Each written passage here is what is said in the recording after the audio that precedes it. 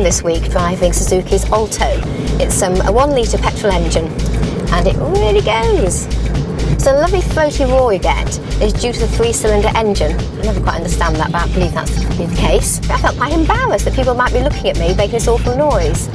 But when you're actually outside the car, you can't hear it. It's quite odd. But inside the car, you get this most amazing throaty roar when you accelerate. And you could think that might get tiring after a while, but it just doesn't, because it's such fun. It's not just noise for noise sake. This car is really nippy, and that's why we've all been wanting to get into it.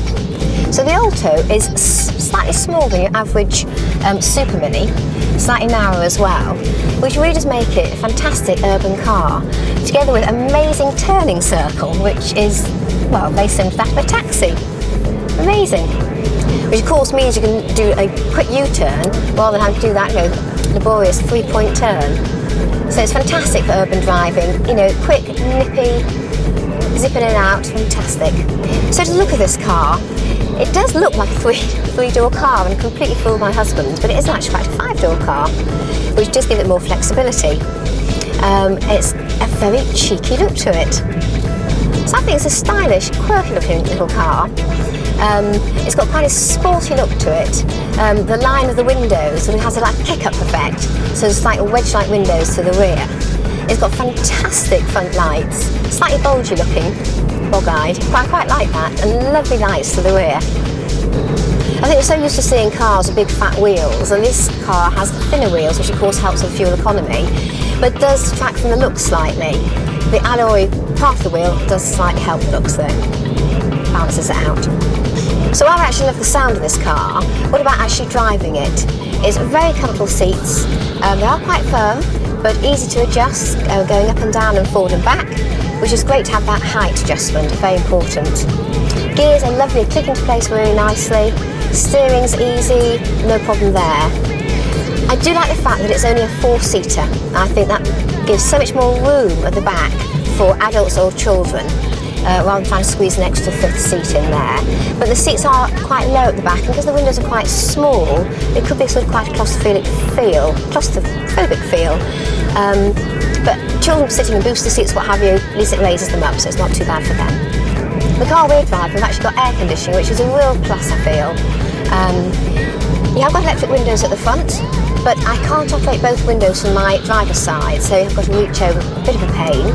The windows at the back are only pop-out windows, which might not suit some people, but I quite like that simplistic style myself. What struck me when I first got into this car and looked around the interior was the simpleness of it all. That sort of holiday cottage type of feel, where everything's quite basic but very, very functional. And it's quite a relief to get away from all the complicated rubbish we have in our houses, just to have something so open and obvious. Also with all the switches and the dials, it's sort of quite intuitive, it's very easy to operate. And I love the clean lines. I think the fact it's slightly dark grey and light grey inside sort of breaks it up and makes cheap looking plastic look actually rather nice. And there's just loads of lovely cubby holes dotted around. But as for the boot, it's quite small, but I actually quite liked it. It's quite deep, so that any shopping bags go in there stay there quite firmly. I did do a big grocery shopping and got loads of bags in there.